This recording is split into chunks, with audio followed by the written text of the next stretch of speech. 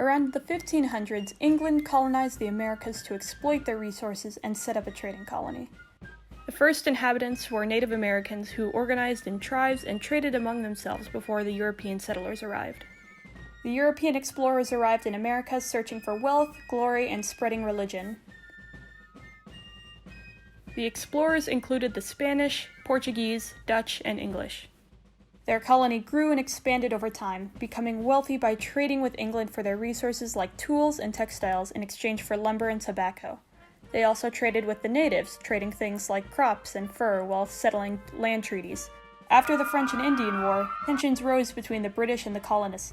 The British began planning to exploit the colonists for money. Then everything changed when the taxes were implemented.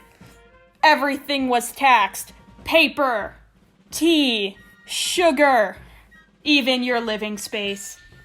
Everyone had trouble making ends meet and wished to be free of this tyranny. Many men began to stockpile weapons at Lexington and Concord, sparking the Revolutionary War.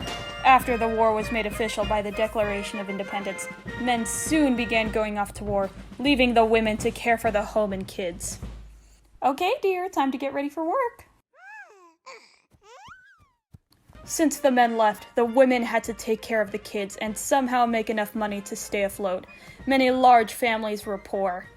After the Revolutionary War, the Articles of Confederation and the U.S. Constitution brought regulations that established new taxes, new currency, and the two political parties.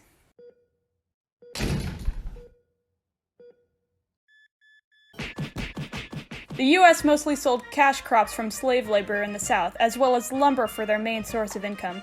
The North sold more manufactured goods and was a trading hub since there were more harbors and businesses.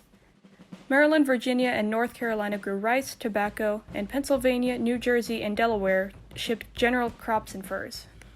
Later on, the Civil War happened, and the slave labor system was abolished, making the southern cotton plantations less profitable.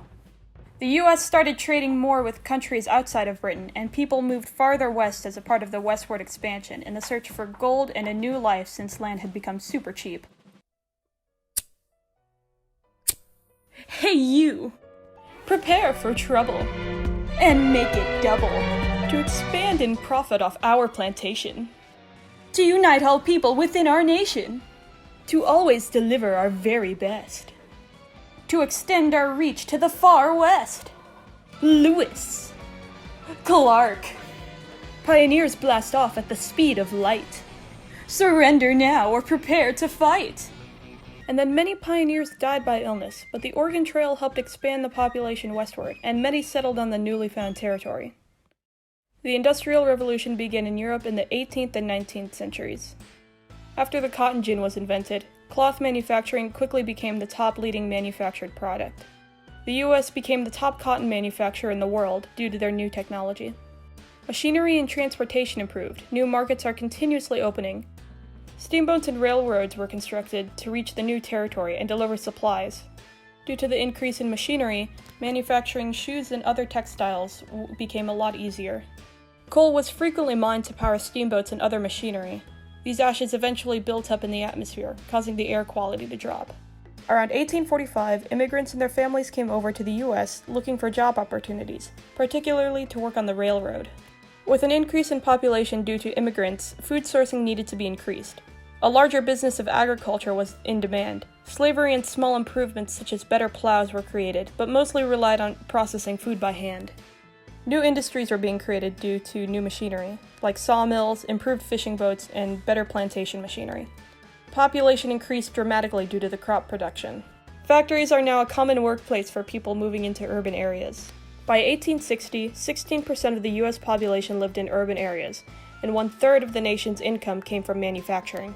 Since children are replaceable and have no standards, they were often forced into an environment filled with smoke and no safety regulations, because they are easily replaceable. The poor also became tired of the mistreatment and began to unionize and revolt. Eventually, the lower class formed a union to protect themselves. You think we should fix that? No, just get another child.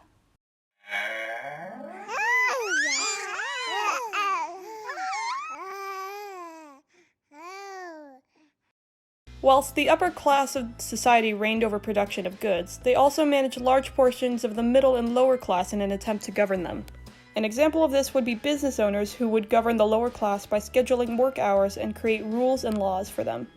Lower and middle class people would largely be treated the same and would have been subjected to extended work hours and unfair treatment. With new inventions, workers would get laid off due to machinery outworking them, therefore increasing the amount of poverty and creating an unbalanced economy. In the future, the economy expanded, new machinery improves our production, and the US continues to evolve.